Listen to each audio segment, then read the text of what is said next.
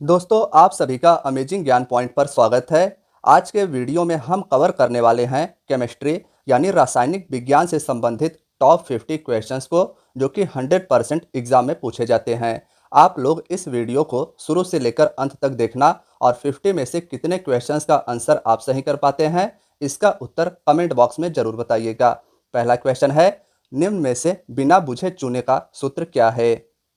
तो CaO यह बिना बुझे हुए चूने का सूत्र है। फ्रेंड्स, CaO बिना बुझे हुए चूने का सूत्र यानी क्विक लाइम का सूत्र है। आइए इसे डिटेल में समझते हैं। तो दोस्तों, बिना बुझे चूने को क्विक लाइम कहा जाता है। इसका रासायनिक नाम कैल्शियम ऑक्साइड और सूत्र CaO है। याद रखिएगा, बिना बुझे चूने को क्विक लाइम कहा जाता है। इसका रासायनिक नाम कैल्शियम ऑक्साइड और सूत्र CaO है। और जब इसे पानी के साथ मिलाया जाता है तो बुझा हुआ चूना इससे प्राप्त होता है। फ्रेंड्स, यहाँ पर आप सभी देख सकते हैं, CaO में जब H2O को मिलाया जाता है तो CaOH का होल ट्वाइस प्राप्त होता है, जिसे बुझा हुआ चूना कहते हैं। फ्रेंड्स, जब भी कैल्शियम ऑक्साइड में पानी मिलाया जाता है तो CaOH यानी कैल्शियम हाइड्रो ऑक्साइड प्राप्त होता है, जिसे बुझा हुआ चूना कहते हैं। अब आगे देखिए, तो इसीलिए बुझा हुआ चूने का प्रतिनिधित्व करने वाला सूत्र CaOH का होल ट्वाइस है और इसे कैल्शियम हाइड्रो ऑक्साइड कहते हैं। बुझा हुआ चूना प्लास्टर और सफ़ेदी में इस्तेमाल किया जाता है। बुझा हुआ चूने का पानी और दूधिया चूना, इन सभी का रासायनिक सूत्र एक ही है। फ्रेंड्स, चूने का पानी, दूधिया चूना, बुझा हुआ चूना, इन सभी का रासायनिक सूत्र CaOH का होल ट्वाइस है और इसे कैल्शियम हाइड्रो ऑक्साइड कहते हैं। नेक्स्ट क्वेश्चन है, किस लौह अयस्क में सर्वाधिक लोहा मिलता है? तो मैग्नेटाइट लौह अयस्क में सर्वाधिक लोहा मिलता है। फ्रेंड्स, इसे आप याद रखिएगा। डिटेल में समझें तो मैग्नेटाइट में सर्वाधिक मात्रा में लोहा निकलता है। उसके बाद क्रम इस प्रकार है, हेमेटाइट, लाइमोनाइट, साइडोनाइट। तो याद रखिएगा कि मैग्नेटाइट में सर्वाधिक मात्रा में लोहा निकलता है, लेकिन दोस्तों भारत में मैग्नेटाइट लौह अयस्क बहुत कम मात्रा में पाया जाता है, जबकि हेमेटाइट लौह अयस्क भारत में सबसे अधिक पाया जाता है। नेक्स्ट क्वेश्चन है, उन तत्वों को क्या कहा जाता है जिनमें समान संख्या में प्रोटॉन और भिन्न संख्या में न्यूट्रॉन होता है? तो उसे समस्थानिक कहते हैं। फ्रेंड्स, जिस भी तत्व में समान संख्या में प्रोटॉन, याद रखिएगा, और भिन्न संख्या में न्यूट्रॉन होता है, उसे समस्थानिक कहते हैं। नेक्स्ट क्वेश्चन है, निम्नलिखित में से सर्वाधिक कठोर धातु क्या है? तो टंगस्टन सर्वाधिक कठोर धातु है इनमें से। फ्रेंड्स, इसे आप याद रखिएगा। देखिए, हीरा को प्राकृतिक रूप में पाए जाने वाला सबसे कठोर पदार्थ कहा जाता है, जबकि सर्वाधिक कठोर धातु टंगस्टन है। फ्रेंड्स, आप सभी को इसमें डिफाइन यह करना है कि हीरा धातु है जो सबसे कठोर पदार्थ है प्राकृतिक रूप से, जबकि सर्वाधिक कठोर धातु टंगस्टन है। नेक्स्ट क्वेश्चन है, लोहे को जंग लगने के लिए किसकी आवश्यकता होती है? तो ऑक्सीजन और जल की आवश्यकता होती है लोहे में जंग लगने के लिए। इसे आप याद रखिएगा। अगला प्रश्न है, निम्नलिखित में से सबसे अधिक विद्युत चालकता वाली धातु कौन सी है? तो चांदी सबसे अधिक विद्युत चालकता वाली धातु है, यानी चांदी इलेक्ट्रिक का गुड कंडक्टर है। इसे आप याद रखिएगा। सबसे अधिक विद्युत चालकता चांदी में पाई जाती है। सीधा सीधा क्वेश्चन इसी प्रकार से पूछा जाता है। नेक्स्ट क्वेश्चन है, कांसा निम्नलिखित में से किसकी मिश्र धातु है? दोस्तों, कांसा, जिसे कांस भी कहा जाता है, यह आप सभी देखते हैं कि मेडल के रूप में भी प्राप्त होता है। यह तांबे और रांगे का मिश्र धातु है। रांगा को दोस्तों टीन भी कहा जाता है। तो याद रखिएगा, तांबा और टीन या तांबा और रांगे का मिश्र धातु कांसा है और इसे ही कांस भी कहा जाता है। नेक्स्ट क्वेश्चन है, लोहे का शुद्धतम रूप कौन सा है? तो पिटवा लोहा, जिसे गढ़ा लोहा भी कहा जाता है, यह बहुत ही ज़्यादा शुद्ध होता है। तो ऑप्शन डी इसका राइट आंसर रहेगा। याद रखिएगा कि लोहे का शुद्धतम रूप पिटवा लोहा है। कहीं कहीं पर आपके ऑप्शन में गढ़ा लोहा रहेगा, तो दोनों नाम आप याद रखिएगा। लोहे का शुद्धतम रूप पिटवा लोहा या गढ़ा लोहा है। नवा प्रश्न है, क्विक सिल्वर का रासायनिक नाम क्या है? दोस्तों, पारा या पारद क्विक सिल्वर का रासायनिक नाम है, तो इसे आप याद रखिएगा। देखिए, पारा एक रासायनिक तत्व है और इसका प्रतीक Hg है। इंपॉर्टेंट है, याद रखिएगा। क्विक सिल्वर, जिसे पारा कहा जाता है, इसका प्रतीक Hg है और इसका परमाणु क्रमांक 80 है। इसे क्विक सिल्वर के नाम से जाना जाता है। नेक्स्ट क्वेश्चन नंबर 10 है, निम्नलिखित में से कौन सी धातु मुक्त अवस्था में पाई जाती है? दोस्तों इनमें से तांबा धातु मुक्त अवस्था में पाई जाती है, तो इसे आप याद रखिएगा। देखिए बात करें इसे डिटेल में तो फ्रेंड्स सोना, चांदी, प्लेटिनम, तांबा आदि मुक्त अवस्था में पाए जाते हैं। चूंकि सोना, चांदी, प्लेटिनम ये सभी सबसे कम अभिक्रियाशील धातु है, इसीलिए ये प्रकृति में मुक्त अवस्था में पाए जाते हैं। फ्रेंड्स लोहा और जस्ता काफ़ी अभिक्रियाशील होते हैं और इसीलिए वे मुक्त अवस्था में नहीं पाए जाते हैं। तो याद रखिएगा सोना, चांदी, प्लेटिनम, तांबा ये सभी मुक्त अवस्था में पाए जाते हैं क्योंकि ये सबसे कम अभिक्रियाशील धातु हैं, जबकि लोहा और जस्ता काफ़ी ज़्यादा अभिक्रियाशील धातु है, इसीलिए ये मुक्त अवस्था में नहीं पाए जाते हैं। क्वेश्चन नंबर 11 है, अशुद्ध कपूर को किस विधि से शुद्ध किया जाता है? तो ऊर्ध्वापातन विधि द्वारा अशुद्ध कपूर को शुद्ध किया जाता है। फ्रेंड्स काफ़ी ज़्यादा इंपॉर्टेंट क्वेश्चन है। जिस भी क्वेश्चन पर मैं डबल वे मार्क करूंगा वह काफ़ी ज़्यादा महत्वपूर्ण रहेगा, तो उसे आपको विशेष रूप से ध्यान रखना है।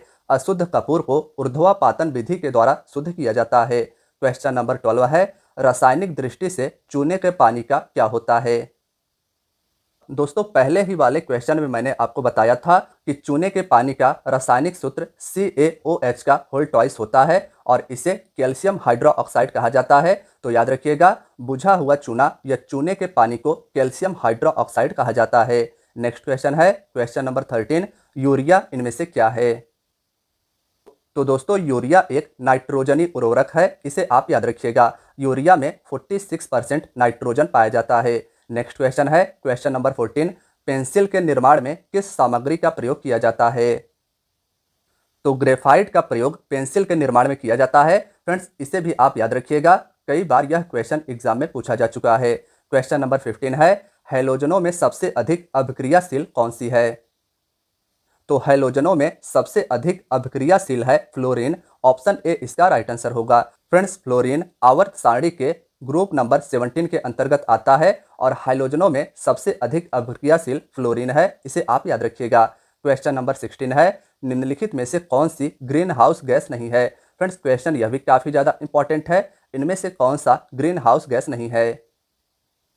तो carbon dioxide, nitric oxide, chlorofluorocarbon ये सभी ग्रीन हाउस गैसेज हैं, जबकि हाइड्रोजन इनमें से ग्रीन हाउस गैस नहीं है। तो इसे आप याद रखिएगा, कार्बन डाइऑक्साइड, नाइट्रिक ऑक्साइड और क्लोरोफ्लोरोकार्बन ये सभी ग्रीन हाउस गैसेज हैं। क्वेश्चन नंबर 17 है, लाफिंग गैस का रासायनिक नाम क्या है? फ्रेंड्स क्वेश्चन यह भी काफ़ी ज़्यादा इंपॉर्टेंट है। लाफिंग गैस का रासायनिक नाम क्या है, यह आपसे पूछा गया है। तो देखिए इसका रासायनिक नाम नाइट्रस ऑक्साइड है, तो इसका ऑप्शन डी राइट आंसर रहेगा। याद रखिएगा N2O यानी लाफिंग गैस के रूप में नाइट्रस ऑक्साइड को जाना जाता है। क्वेश्चन नंबर 18 है, वल्नीकरण प्रक्रिया के दौरान निम्नलिखित में से किस पदार्थ के मिलाने से रबड़ को कठोर बनाया जा सकता है? फ्रेंड्स रबड़ को जो बनाने का प्रोसेस होता है उसे वल्नीकरण कहा जाता है। काफ़ी ज़्यादा महत्वपूर्ण है, याद रखिएगा। और इसमें सल्फर मिला देने से रबड़ कठोर बन जाता है। ऑप्शन सी इसका राइट आंसर रहेगा। वल्नीकरण प्रक्रिया के दौरान सल्फर को मिलाने से रबड़ को कठोर बनाया जा सकता है। क्वेश्चन नंबर 19 है, एलिसा परीक्षण द्वारा किसका निदान करते हैं? तो एड्स के प्रतिरक्षियों यानी एड्स के एंटीबॉडीज का निदान एलिसा परीक्षण के द्वारा किया जाता है। फ्रेंड्स ऑप्शन नंबर बी इसका राइट आंसर रहेगा। एलिसा टेस्ट के द्वारा एड्स के एंटीबॉडीज का निदान किया जाता है। क्वेश्चन नंबर 20 है, न्यूट्रॉन की खोज के लिए नोबेल पुरस्कार किसे दिया गया था? न्यूट्रॉन की खोज के लिए नोबेल पुरस्कार किसे दिया गया था? दोस्तों चैडविक को न्यूट्रॉन के खोज के लिए नोबेल पुरस्कार दिया गया था, तो इसे आप याद रखिएगा। ऑप्शन नंबर ए इसका राइट आंसर रहेगा। देखिए इलेक्ट्रॉन के खोज का श्रेय जे थॉमसन को जाता है, यह भी क्वेश्चन इंपॉर्टेंट है। जे थॉमसन को इलेक्ट्रॉन का खोज का श्रेय जाता है, जबकि न्यूट्रॉन के खोज का श्रेय चैडविक को जाता है। क्वेश्चन नंबर 21 है, परमाणु क्रमांक 20 वाले परमाणु का इलेक्ट्रॉन विन्यास क्या होगा? ऑप्शन नंबर सी इसका राइट आंसर रहेगा। फ्रेंड्स परमाणु संख्या 20 वाला तत्व कैल्शियम है, इसे आप याद रखिएगा और इसका इलेक्ट्रॉनिक विन्यास 2882 होगा। फ्रेंड्स आप सभी को बताना चाहता हूं कि इलेक्ट्रॉनिक विन्यास अहबाउ के सिद्धांत का उपयोग करके ज्ञात किया जाता है, तो यह भी आपको याद रखना है। क्वेश्चन नंबर 22 है, सिडेराइट किसका अयस्क है? सिडेराइट किसका अयस्क है? तो फ्रेंड्स यह अयस्क है आयरन यानी लोहा का, इसे आप याद रखिएगा। इसका रासायनिक सूत्र भी कई बार एग्जाम में पूछ लिया जाता है, तो FeCO3 यह सिडेराइट का रासायनिक सूत्र है और यह आयरन यानी लोहे का अयस्क है। क्वेश्चन नंबर 23 है, सीमेंट सामान्यतः किसका मिश्रण होता है? तो कैल्शियम सिलिकेट और कैल्शियम एल्यूमिनेट का मिश्रण होता है सीमेंट। फ्रेंड्स, इसका option number A right answer रहेगा। कैल्शियम सिलिकेट और कैल्शियम एल्यूमिनेट सीमेंट का सामान्यतः मिश्रण होता है। क्वेश्चन नंबर 24 है, कार्बन का सर्वाधिक कठोर अपर रूप क्या होता है? तो हीरा हीरा कार्बन का सबसे अधिक कठोर अपर रूप है। फ्रेंड्स, इसे भी आप याद रखिएगा, यह भी क्वेश्चन काफी ज्यादा महत्वपूर्ण है, कई एग्जाम में पूछा जा चुका है। क्वेश्चन नंबर 25 है, अधातुओं में निम्न में से कौन सा गुणधर्म सामान्यतः पाया जाता है? तो फ्रेंड्स, किसी भी पदार्थ को अगर आप तानते हैं, दाबते हैं, मोड़ते हैं तो वह विकृत होने के बजाय टूट जाता है। उस पदार्थ को भंगुरता कहा जाता है और अधातुओं में मुख्यतः यही गुणधर्म पाया जाता है। ऑप्शन ए इसका राइट आंसर रहेगा। देखिए, भंगुरता का निशानी यह है कि इसे अगर आप तानेंगे, दबाएंगे तो यह विकृत होने के बजाय टूट जाता है और यही अधातुओं का मुख्य गुणधर्म होता है। क्वेश्चन नंबर 26 है, जल दाब बढ़ जाता है तो जल के क्वथनांक बिंदु पर क्या प्रभाव पड़ता है? दोस्तों, जब जल यानी वाटर का प्रेशर बढ़ जाता है तो जल का यानी वाटर का बॉइलिंग पॉइंट बढ़ जाता है। ऑप्शन नंबर डी इसका राइट आंसर रहेगा। क्वेश्चन यह भी काफी ज्यादा इंपॉर्टेंट है। जब जल पर दबाव बढ़ता है तो इसका बॉइलिंग पॉइंट बढ़ जाता है। क्वेश्चन नंबर 27 है, निम्न में से जेल का उदाहरण कौन सा है? निम्न में से जेल का उदाहरण कौन सा है? तो फ्रेंड्स, पनीर इनमें से जेल का उदाहरण है, इसे भी आप याद रखिएगा, यह भी क्वेश्चन इंपॉर्टेंट है। क्वेश्चन नंबर नेक्स्ट 28 है, एलपीजी यानी लिक्विफाइड पेट्रोलियम गैस सिलेंडर में मुख्यतः गैसों के किस मिश्रण को भरा जाता है? दोस्तों, एलपीजी जो मुख्यतः रसोई गैस के रूप में उपयोग किया जाता है, इसमें ब्यूटेन और प्रोपेन का मिश्रण होता है। काफी ज्यादा क्वेश्चन यह भी इंपॉर्टेंट है, तो याद रखिएगा कि एलपीजी जिसे तरलीकृत पेट्रोलियम गैस या लिक्विफाइड पेट्रोलियम गैस कहा जाता है, इसमें मुख्यतः प्रोपेन और ब्यूटेन का मिश्रण होता है। क्वेश्चन नंबर 29 है, मोनोजाइट बालू कौन सा खनिज पाया जाता है? मोनोजाइट बालू में कौन सा खनिज पाया जाता है? तो इसमें मुख्यतः थोरियम पाया जाता है। फ्रेंड्स, केरल राज्य के समुद्र तट पर मुख्यतः मोनोजाइट बालू पाया जाता है और इससे थोरियम नामक खनिज प्राप्त होता है। क्वेश्चन नंबर 30 है, रासायनिक रूप से मिल्क ऑफ मैग्नीशिया क्या होता है? तो रासायनिक रूप से मिल्क ऑफ मैग्नीशिया को मैग्नीशियम हाइड्रोक्साइड कहा जाता है। तो ऑप्शन डी इसका राइट आंसर रहेगा। याद रखिएगा, मिल्क ऑफ मैग्नीशिया को मैग्नीशियम हाइड्रोक्साइड कहा जाता है। क्वेश्चन नंबर 31 है, किडनी स्टोन यानी पथरी में निम्नलिखित में से क्या पाया जाता है? पथरी में क्या पाया जाता है? तो फ्रेंड्स, यह भी क्वेश्चन इंपॉर्टेंट है। पथरी में मुख्यतः कैल्शियम ऑक्जेलेट पाया जाता है। ऑप्शन बी इसका राइट आंसर रहेगा। पथरी यानी किडनी स्टोन में मुख्यतः कैल्शियम ऑक्जेलेट पाया जाता है। क्वेश्चन नंबर 32 है, सोडियम बाइकार्बोनेट का वाणिज्यिक नाम क्या है? फ्रेंड्स, सोडियम बाइकार्बोनेट जिसका रासायनिक सूत्र होता है NaHCO3, सूत्र इसका याद रखिएगा।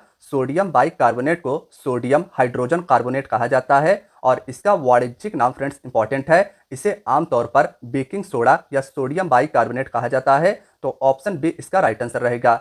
सोडियम बाइकार्बोनेट को बेकिंग सोडा कहा जाता है। इसका रासायनिक सूत्र NaHCO3 होता है।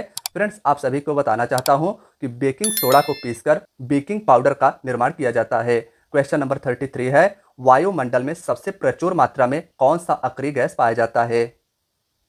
तो ऑर्गन वायुमंडल में सबसे प्रचुर मात्रा में पाए जाने वाला अक्रिय यानी निष्क्रिय गैस है। फ्रेंड्स, ऑप्शन सी इसका राइट आंसर रहेगा। याद रखिएगा कि वायुमंडल में सबसे अधिक मात्रा में पाए जाने वाला अक्रिय गैस ऑर्गन है। जबकि बात करें कि पृथ्वी के वायुमंडल में सबसे प्रचुर मात्रा में कौन सा गैस पाया जाता है, तब आपको नाइट्रोजन याद रखना है। यहाँ पर आपसे बात हुई है अक्रिय गैस की, तो वायुमंडल में सबसे अधिक मात्रा में अक्रिय गैस ऑर्गन पाया जाता है। क्वेश्चन नंबर 34 है, बायोगैस मुख्यतः किसका घटक है? यानी बायोगैस में मुख्य रूप से कौन सा गैस पाया जाता है? तो बायोगैस में मुख्यतः मीथेन गैस पाया जाता है। फ्रेंड्स, यह भी क्वेश्चन काफी ज्यादा इंपॉर्टेंट है, कई एग्जाम में पूछा जा चुका है। बायोगैस का मुख्य घटक मीथेन होता है। क्वेश्चन नंबर 35 है, प्रकृति में पारिस्थितिक तंत्र में निम्नलिखित में से किस तत्व का प्रतिशत सबसे अधिक होता है?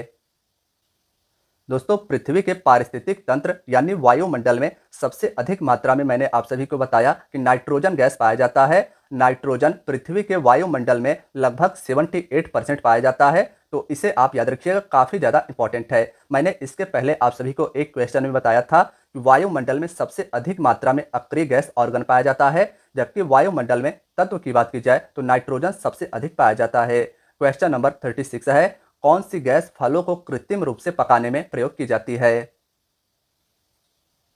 तो इथिलीन गैस का प्रयोग कृत्रिम रूप से यानी आर्टिफिशियल रूप से फलों को पकाने में किया जाता है। फ्रेंड्स, यह काफी ज्यादा हानिकारक भी होता है, तो ऑप्शन बी इसका राइट आंसर रहेगा। इथिलीन नामक गैस से फलों को कृत्रिम रूप से पकाया जाता है। क्वेश्चन नंबर 37 है, कृत्रिम वर्षा यानी आर्टिफिशियल रेन या मेघ बीजन के लिए प्रायः प्रयोग किए जाने वाला रासायनिक द्रव्य क्या है? तो कृत्रिम वर्षा के लिए सिल्वर आयोडाइड, सोडियम क्लोराइड, सूखी बर्फ, इन सभी का प्रयोग प्रायः किया जाता है, तो ऑप्शन डी इसका याद रखिएगा। फ्रेंड्स, कृत्रिम वर्षा यानी बिना मौसम के वर्षा कराने के लिए आपको सिल्वर आयोडाइड, सोडियम क्लोराइड, सूखी बर्फ, इन सभी रासायनिक द्रव्य का उपयोग करना आवश्यक हो जाता है। क्वेश्चन नंबर 38 है, जर्मन सिल्वर में निम्नलिखित में से कौन सी धातुएं होती हैं? तो जर्मन सिल्वर में मुख्यतः तांबा, जस्ता और निकेल धातु पाया जाता है। फ्रेंड्स, ऑप्शन ए इसका राइट आंसर रहेगा। याद रखिएगा, जर्मन सिल्वर में तांबा, जस्ता और निकेल धातुएं पाई जाती है। क्वेश्चन नंबर 39 है, माणिक्य और नीलम किसके ऑक्साइड हैं?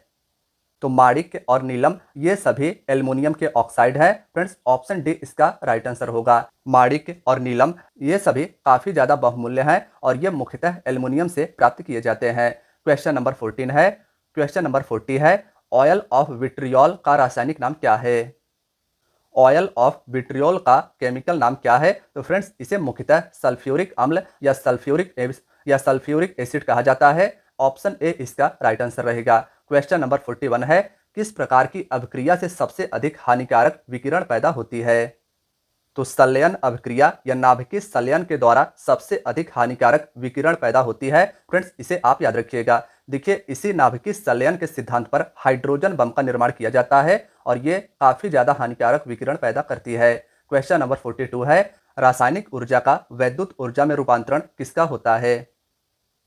तो बैटरी में मुख्यतः रासायनिक ऊर्जा यानी केमिकल एनर्जी का रूपांतरण वैद्युत ऊर्जा यानी इलेक्ट्रिक एनर्जी में हो जाता है। फ्रेंड्स, इसे भी आप याद रखिएगा, यह भी क्वेश्चन काफी ज्यादा महत्वपूर्ण है। क्वेश्चन नंबर 43 है, कोका कोला का खट्टा स्वाद किसके कारण होता है? तो फास्फोरिक एसिड या फास्फोरिक अम्ल के कारण कोका कोला का खट्टा स्वाद होता है। इसे भी आप याद रखिएगा।